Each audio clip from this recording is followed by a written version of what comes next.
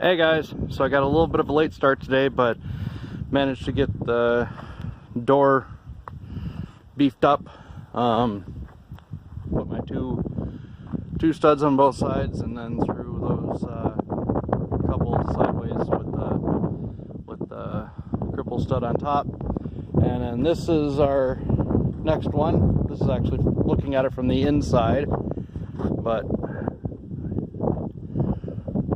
that's the wall into the shower room, and then that's the long wall that's going to be going right here along the long side, and we've got the little wall back there. So I just need to screw everything together tomorrow, and then we need to finish up our little riser wall the rest of the way across, and then rafters.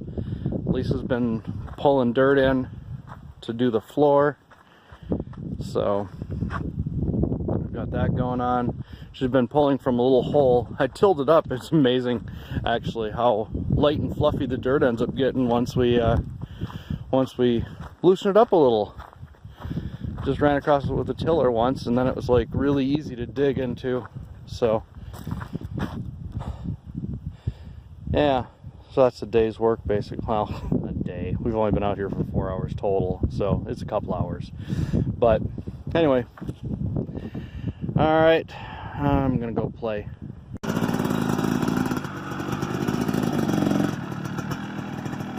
I guess playtime is almost over, maybe.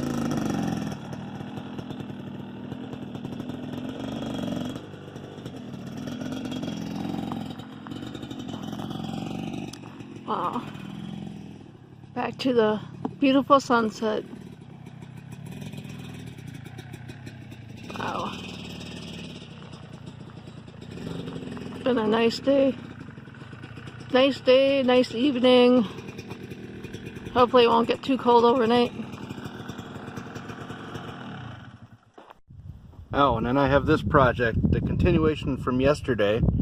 Basically, I patched this side, and then there's this little tiny rust spot right there, and that's letting air out now. So the other day we went and got these IBC totes, and then got about 600 gallons of water from the Trilingual Lodge, and the other night we went to drink some of it out of our little zero water filter, and it tasted horrible. It was like fishy and sour, and it was just awful.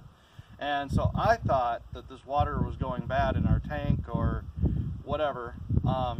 Turns out it's the zero filter. We'll talk about that later. But just to make sure that nothing goes wrong with this, I talked to the lodge people, and they said that the only difference between this water, the non-potable water, and the potable water that they sell is that they throw bleach into the, well, actually they said sodium pentothal, sodium hypochlorite, which is just standard bleach.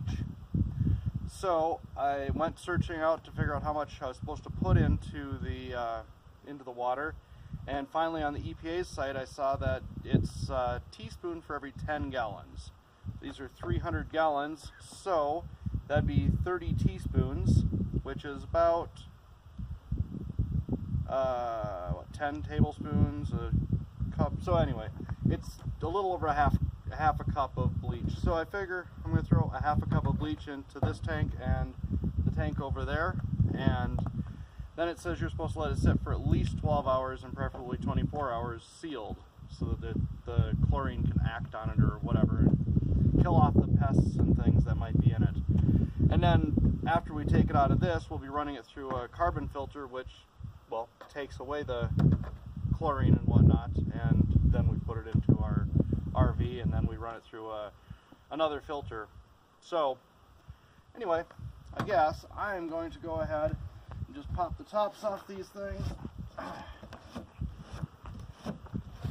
Oh, another thing I discovered, and maybe somebody has some information on this, these spouts on here are not standard. They're not just a 2-inch like pipe fitting. They're like a little more than that, and I'm not sure. It almost looks like about 2 1/8.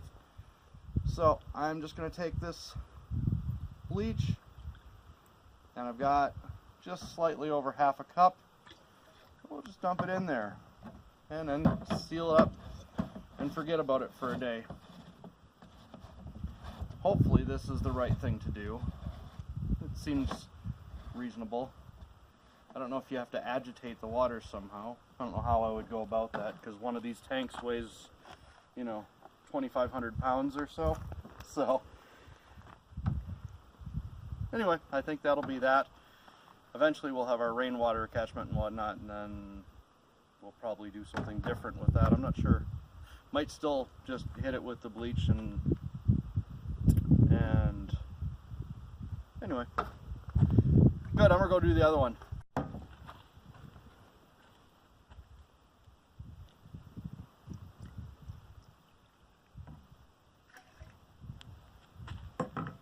Alright guys, so it is pizza night again. This time I'm going to show you the crust.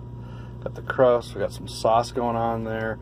That's nutritional yeast, that's kind of a cheesy thing, whatever.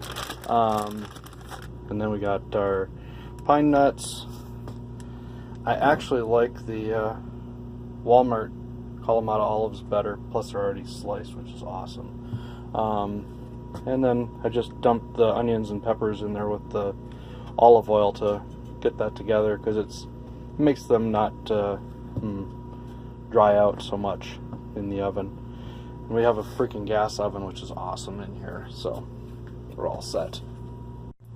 Alright, well, here's the pizza. I think I've got the oven figured out now. It actually didn't burn the bottom and not cook the top, so that's a plus. And tomorrow we're going to run out and get our mailbox so we can have our address officialized, so that we can start getting shipments from Amazon and things, so I can get batteries. We want to get some lithium batteries for our solar setup, and then we're going to get water pumps and whatnot for our shed, so we can have a little water system in there for our shower, and so we can have our washer and all that fun stuff. And that's the other thing we need to order, is our washer and dryer and dishwasher and all that stuff, so we can be, you know, I don't know, keep up with the Joneses. Alright, we'll see you guys tomorrow. Bye! Oh. Say bye. Huh? Huh?